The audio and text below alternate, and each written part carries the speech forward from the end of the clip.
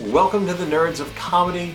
Today we demolish the Sylvester Stallone action comedy Demolition Man.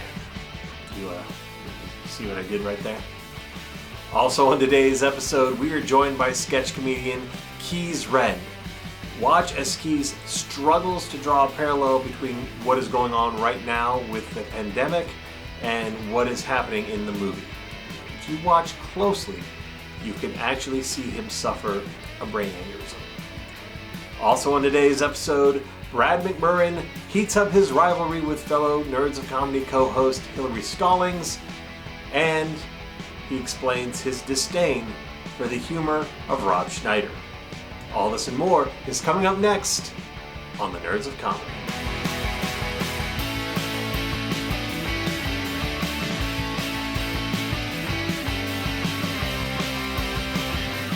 Welcome to the Nerds of Comedy. We are back on the comfy couch with Mr. Brad McMurran.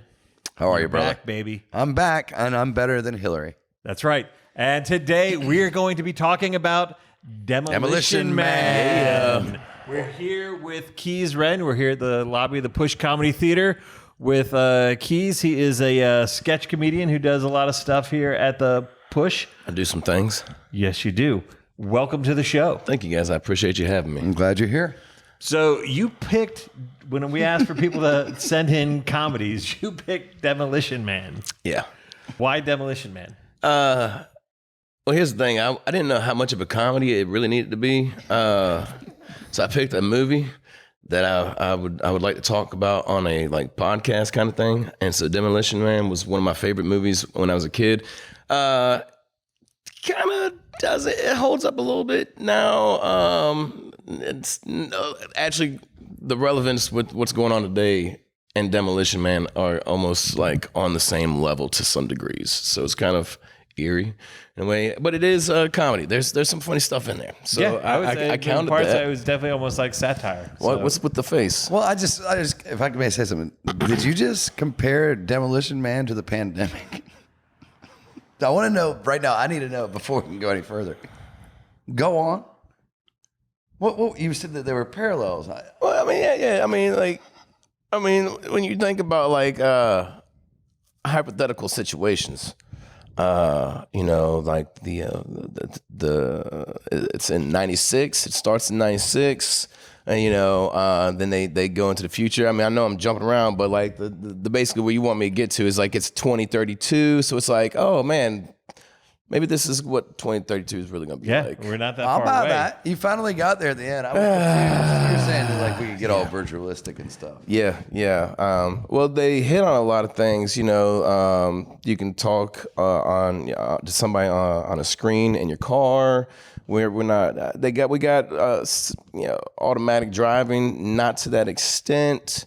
That's a good point. It is crazy. We are closer to 2032 than we are to 1996 or 1993. Wait, 3 was when the movie came out, right? Yeah, I believe 94 or something. 93, 94. Mm-hmm. I didn't look up when it came out. Okay. I remember when I was young. Yeah. Good work. Yeah. All right, so Keys, tell us what is Demolition Man about? So Demolition Man is stars Wesley Snipes as Simon Phoenix, who is the bad guy, and we have Sylvester Stallone as John Spartan, who is the ultimate badass cop. And it's in '96, so they kind of start off. What I really like about the movie is they start off in the middle of a situation. It's not like a backstory.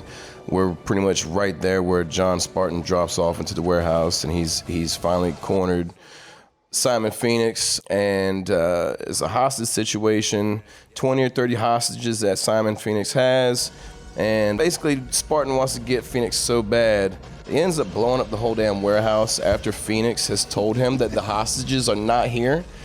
So the whole warehouse is blows up, which if you remember, he beats the hell out of Phoenix, and then he grabs him because he wants to, he's that good cop. He wants to go ahead and deliver justice. Spartan, yeah. So he saves him so he can take him to court or whatever.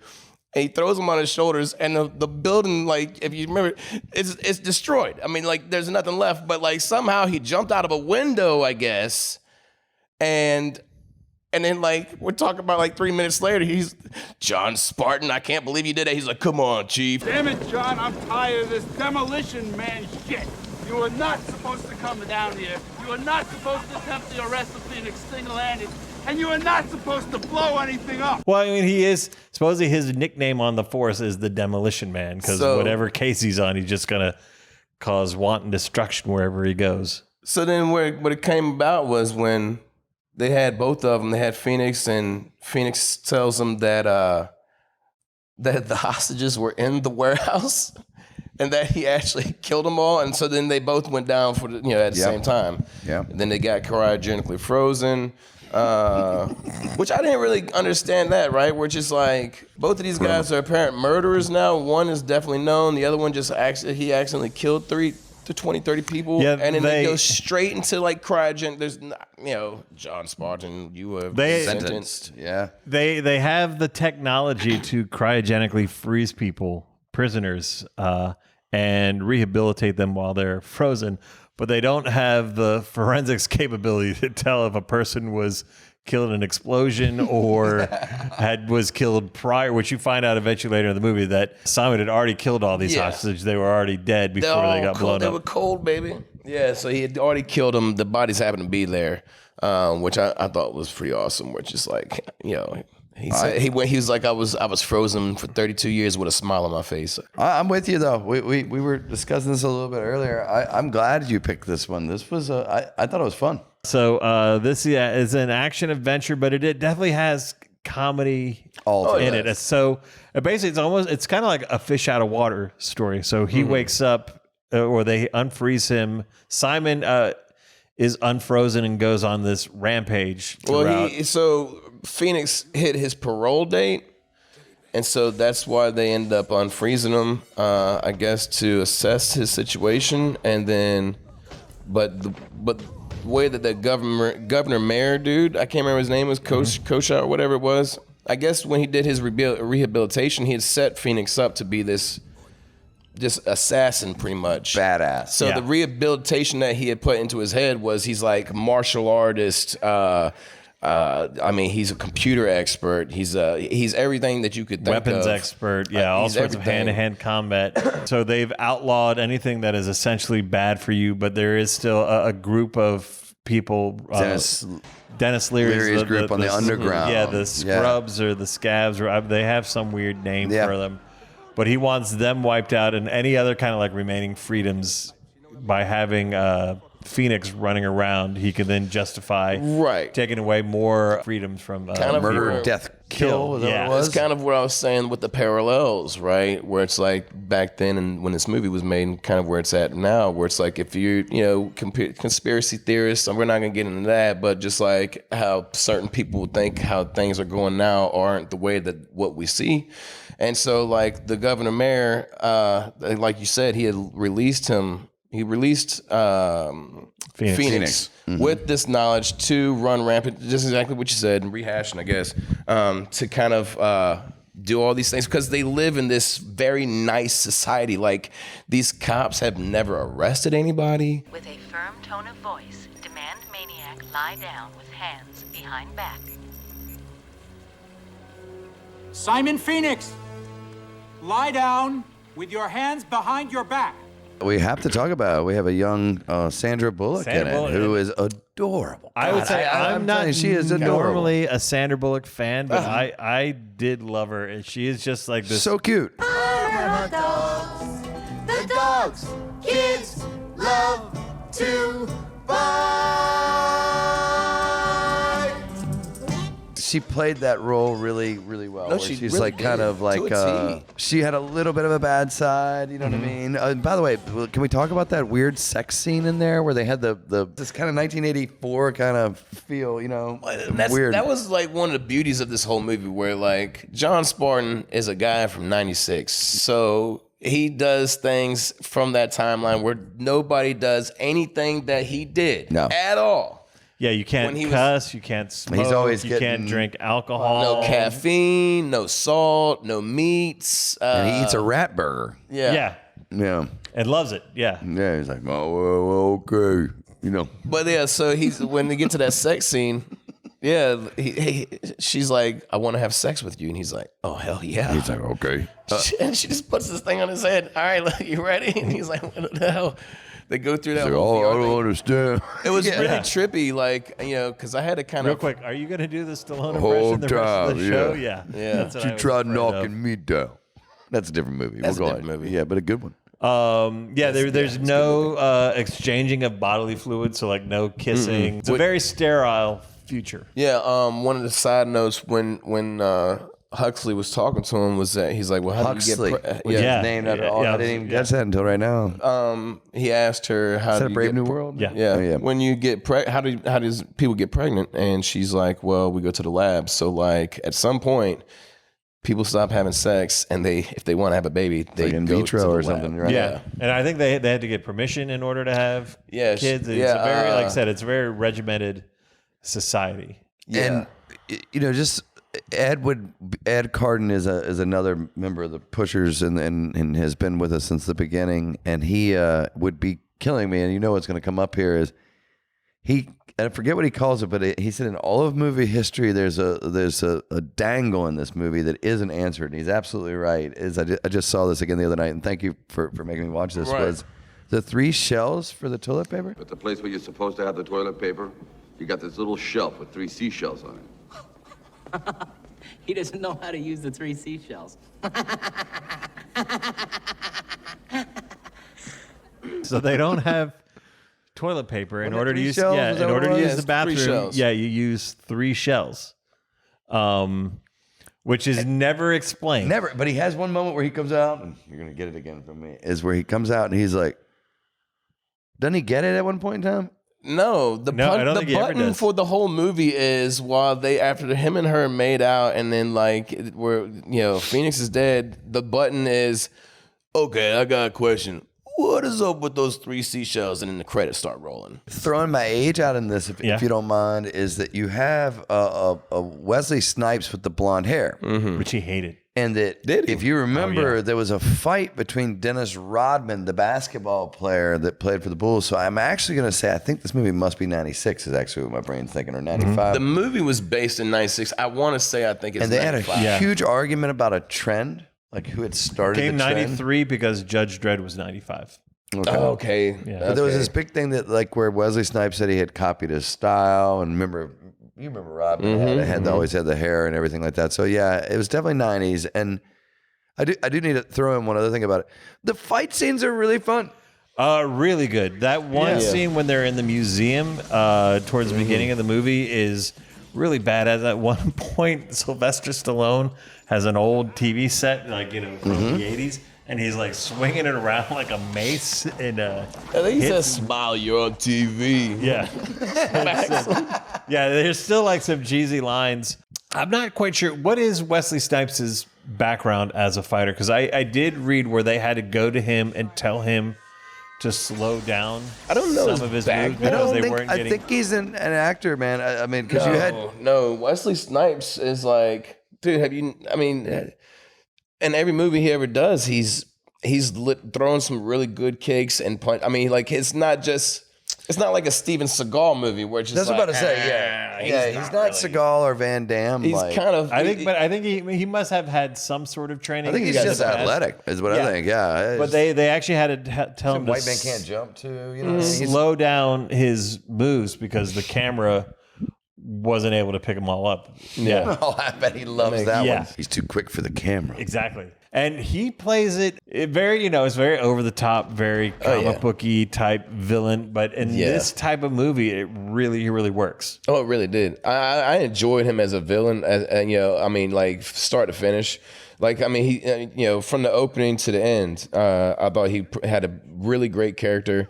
And like you say, he hated the blonde hair. I thought that was probably one of his best looks in anything I've ever seen. He supposedly, the second the movie was over, he shaved his head. Well, yeah, that makes sense if you don't like it. Yeah. There's a nice little Easter egg, but when he goes into the museum, and you guys might have caught it, he goes and picks up the guns. He's like, Excuse me, Rambo, I need to borrow this. and he snatches the gun from one of the I mannequins. did catch this. Yeah. There's a couple little things in there. So Sandra Bullock's character has a Lethal Weapon 3 poster in her office, which was a movie that I don't think it had come out, but was getting ready to come out when Demolition Man came out. At one point in time, they have a conversation about Schwarzenegger eventually became president. The Schwarzenegger Library? Yes, the Schwarzenegger Presidential Library. Wasn't he an actor when you... Stop, he was president? Yes. And every restaurant was Taco Bell. Yes, well, it depends. Right? Taco Bell in America, the version, because that's what I remember, but then when I was watching it for this, it was Pizza Hut. It was Pizza Hut. Yeah. So what happened is when you rewatched it, you saw Taco Bell? No, now that I think about it, it was Pizza Hut. Yeah, so they... But it was Taco Bell. It was Taco Bell. I was going to say, no, my brain just had that whoop moment. But the studio thought that Taco Bell wasn't a big enough franchise globally that, you know, people in China and stuff like that weren't going to get it, whereas Pizza Hut is supposedly known the world over. So even in America, if you saw it in America, you saw Taco Bell. If you saw it internationally, it was Pizza Hut. I guess the DVD version we have, or I have, is Pizza Hut. It was Pizza Hut. That's really weird. I did notice that, but I was a little inebriated. But yeah, when I saw it yesterday, it was Pizza Hut. And I had to go back over. It was one of those Mandela effects, like we said earlier, where I was like, "Nah, no, it was Taco Bell." But they actually had the Pizza Hut logos in there, and I was like, "But I caught it." If you look on the front doors, it's still the Taco Bell symbol. So So they didn't change out everything. Yeah, they didn't change out everything, but it threw me off, and the dubbing was terrible. Dinner and dance in a Pizza Hut? I mean, hey, I like a big fat piece of pizza, but come on.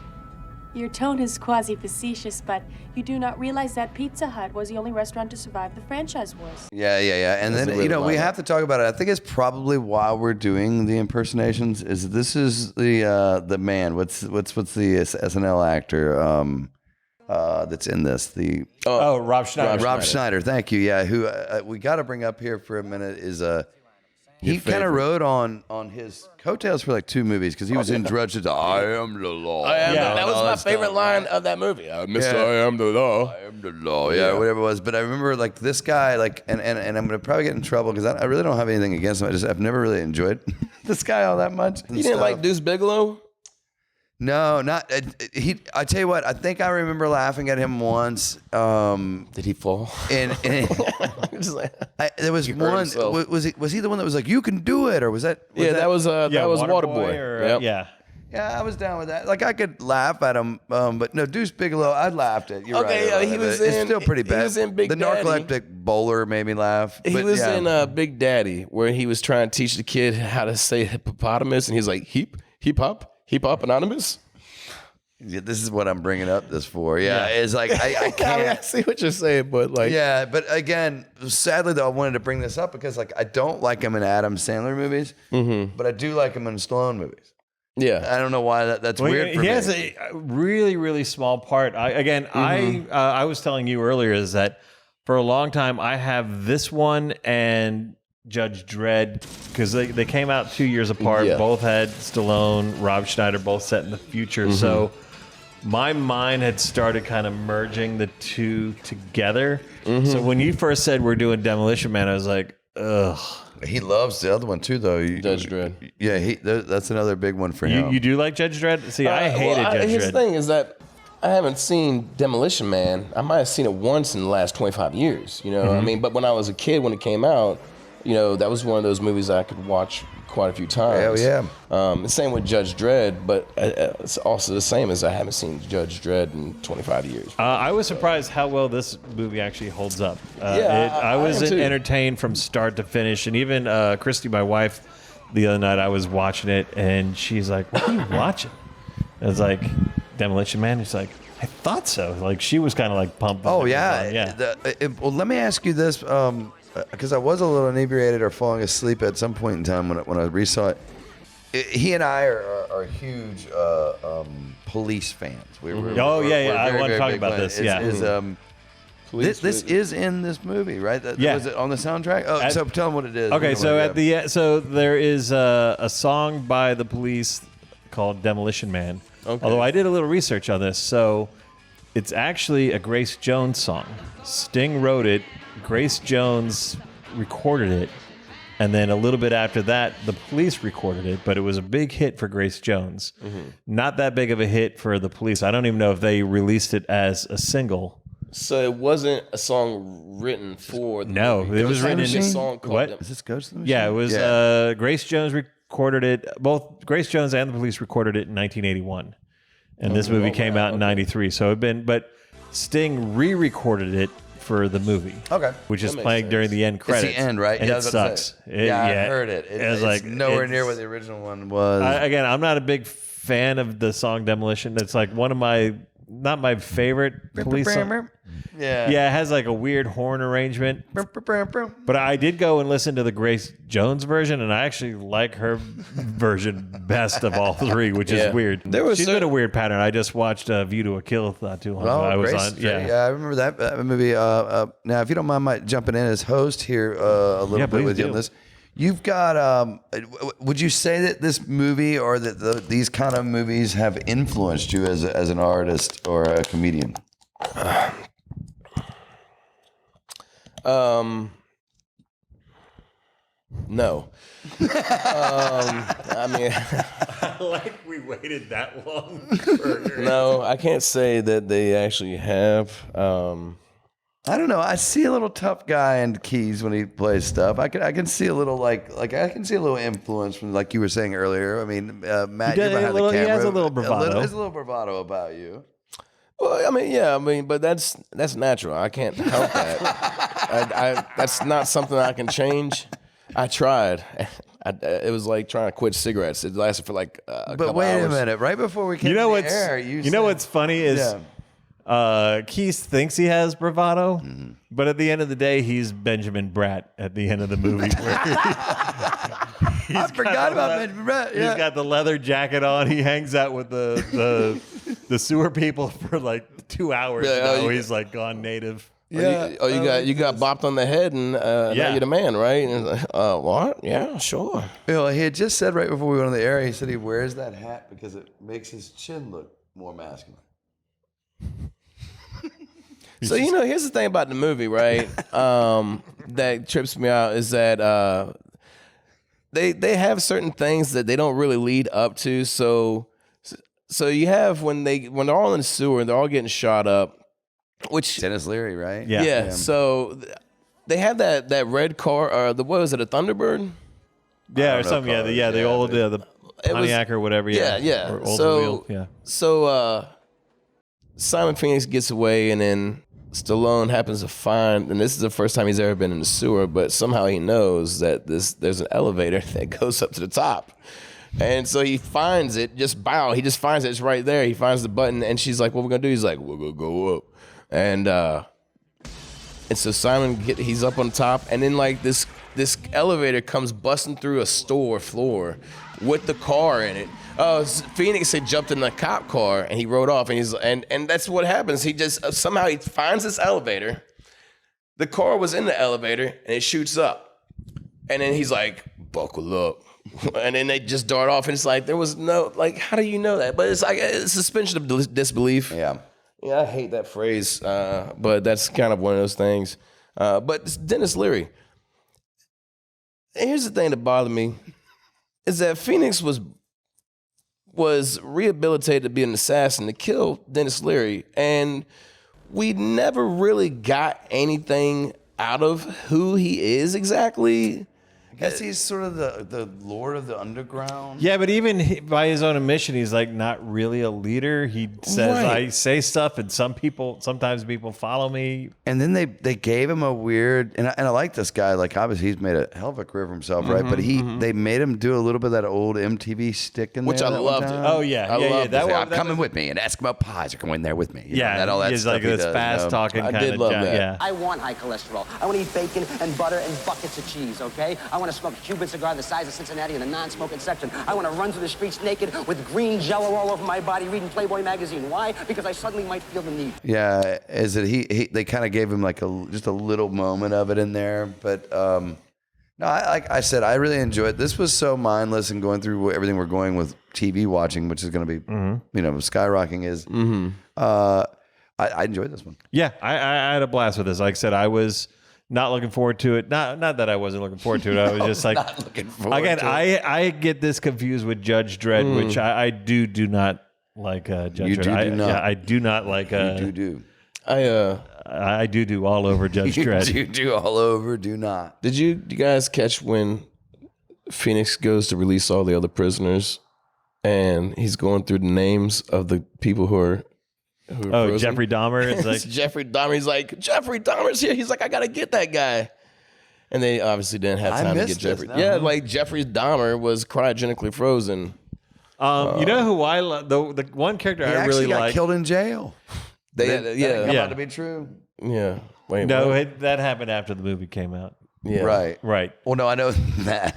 I meant, this wasn't prophetic. So, I like the governor's right-hand man, the guy from Otho. Beetlejuice. Otho. The chubby dude. Mm-hmm. Yeah, he's in The only two movies I remember from are this one and Beetlejuice. And he's He's playing the same character. Yeah, he plays the same character. He's very but he's fun. He is. Yeah. He as soon as the governor dies, is like, so do you need an assistant? Exactly. He has no loyalty. Yeah. No, he has no loyalty. He knows his position. And then when he sees Simon is going down, he hightails it out of there and immediately goes to Dennis Leary. He's like, so now that you're going to be running things around here, you're going to need somebody who knows the ropes. I'm your guy. Yeah, it was great. It was great. And that final Simon's death scene is pretty badass. That was one of my favorite scenes. Just the way that, I thought it was kind of... The fact of the matter is that I think Simon, if he really, really wanted to beat the absolute shutout of Stallone, he had the skills. Because Stallone's rehabilitation was the fact that he was a seamstress. Yeah, he knows how to That knit. was his rehabilitation. That's right. Yeah, he knitted Sandra Bullock a sweater overnight. Yeah. That's right. He had nothing else to do. He can't go to this the is- bathroom because he doesn't know how to use this. Well, you think about I didn't even think about it. He goes to the computer to up his skills, right? At some point in time? No. Or is this the Matrix? No, yeah, that might be the Matrix. Because my brain was just thinking there's a little parallel between those They do two. show all the skills that Simon has. That's what it was. Is it Yeah. Matrix where they go and do that and they up them? I don't know. Attaboy. Yeah. I didn't. I only saw the first Matrix. That's what I'm talking about. Oh, I don't know. Let's move on. So, Keys, Yes, sir. as we're wrapping this up, for people who have not seen Demolition Man, why should they go out and watch it? It holds up well after 25 years or so. Cheesy comedy. Yeah, it's not going to give you a belly laugh, but you'll get some good Snickers. Nice little Easter eggs to kind of call out the time, which when it came out was very relevant. Not so much now, but it's a classic. It's for me. I know a lot of people really love Rambo. They really love love Rambo Rocky. too. But Demolition Man is one of my favorite Stallone movies. I don't have a problem with that. You know, It's a fun one. Yeah, it's fun. I think that everybody's characters were well planned out. The people who played each character were pretty much perfect for their roles. Yeah. It was fun to watch. It was, I think it holds up. I didn't turn it off. I didn't stop watching it. So. I think that if you haven't seen Demolition Man, definitely you should go see it. Perfect. So for the nerds of comedy, I'm Sean. I'm better than Hillary. And I'm better than Scott.